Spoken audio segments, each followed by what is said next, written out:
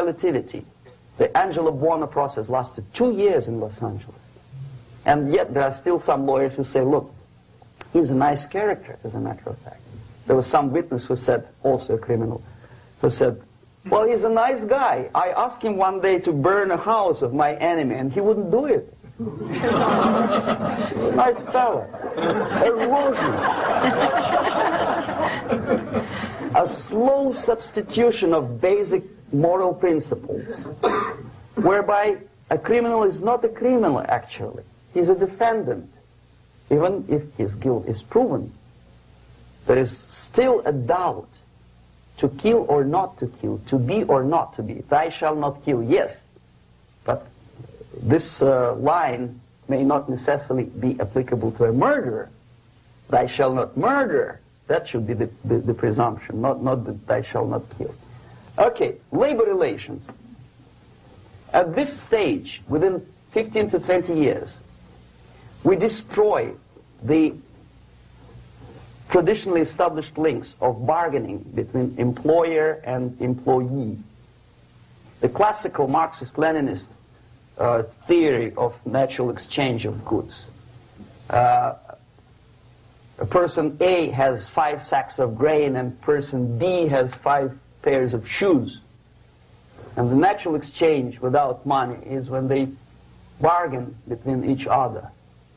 And only with the introduction of the third force, C, an entirely third foreign stranger who says, no, don't give him 5 sacks of grain, give it to me, and you give me your 5 pairs of shoes, and I will distribute it accordingly, so that the economy will go.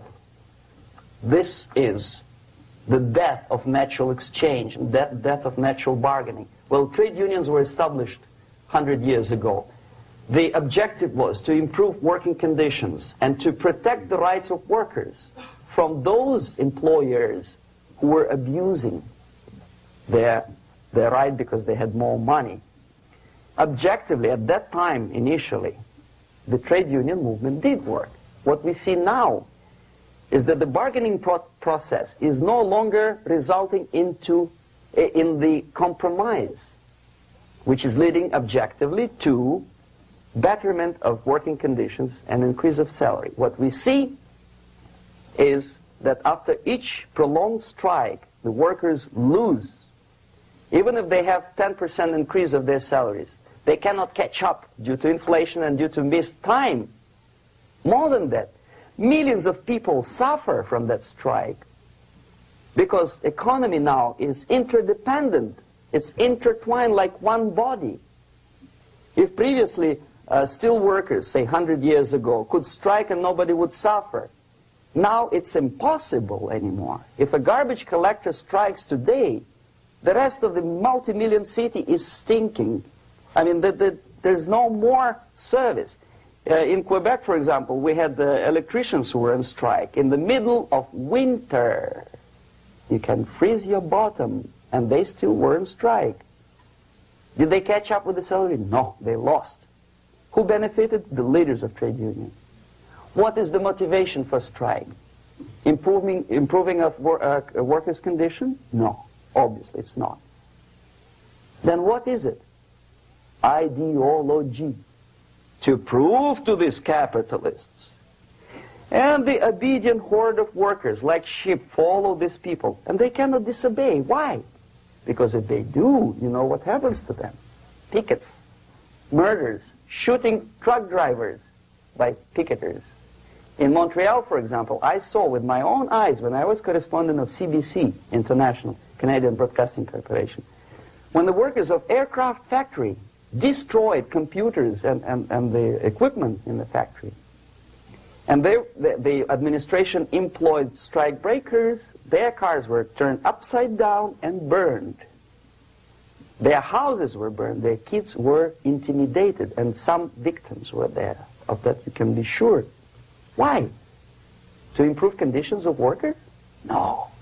Ideology. Okay, so this is what happens basically. It may or may not happen without the help of the Soviet Union. But the natural tendencies are being greatly taken advantage of and capitalized by the Soviet propaganda systems. How? Whenever trade union strikes, we have influx of propaganda, mass media, ideological dissemination. The workers' right, and we repeat it like parrots. Yes, workers' right. Whose rights? Workers? No. The only freedom of worker to sell his labor according to his own desire and will is taken away from him. By whom? By trade union boss. Unlimited power is given. Responsibility. I want to sell my labor not for $2.50 an hour, but for $2. I don't have right. My freedom is denied to me. I know that if I sell my work for $2 an hour, not for $3 an hour, I will compete better with the other guy who is lazy and more greedy. I don't need $3. I need only $2. No, I was made to believe by media, by business, by advertising agencies that I need more and more and more. Have you ever heard any advertising on TV to consume less? No. No way. Whether you need a six-cylinder car or not, you have to buy it. And hurry up. When I was driving here on the local radio station, an excited announcer said, "You hurry up, rush and save, save, save. There is a pantyhose sale." Save by buying more. See? Of course. It would be too naive to expect that KGB makes that advertising agency to do such a crazy commercial. No, of course not. But what we did when I was working for Novosti Press, we would snow plow editorial offices, student organizations, religious groups with literature of class struggle. If not directly Marxism-Leninism propaganda, then a propaganda of legitimate aspirations of working class, betterment of life, equality. Equality, mind you. President Kennedy once said, we will make America to believe that people are born equal. Are people born equal? Is there any mentioning in the Bible or any other holy scripture in any religion, if you don't believe me, go to the library and check it. There is not a single word about equality. Just the opposite. By your deeds, God will judge you. What you do is important. The merit of your personality. You cannot legislate equality. If you want to be equal, you have to be equal. You have to deserve it. And yet we build our society on the principle of equality. We say people are equal. We know it is false. It's a lie. Some people are tall and stupid. Others are short, bold, and clever.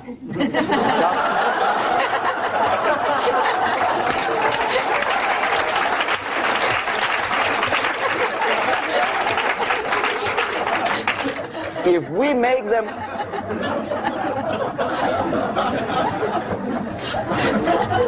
make them equal by force, if we put the principle of equality in the basis of our socio-political structure, it's the same thing as building a house on sand. Sooner or later it will collapse, and that's exactly what happens. And we, as Soviet propaganda makers, are trying to push you in the direction which you go yourself. Equality, yes, equality. People are equal. Land of equal opportunities. Is it true or not? Think about it. Equal opportunities. Should there be equal opportunities? For me, and for a lazy bastard who comes here from some other country and immediately registers as a welfare recipient, benefits? I never received a single dollar. No, sorry, I did receive once. But I never applied for welfare. For the 13 years, I took any job. Security guard, journalist, taxi driver, anything.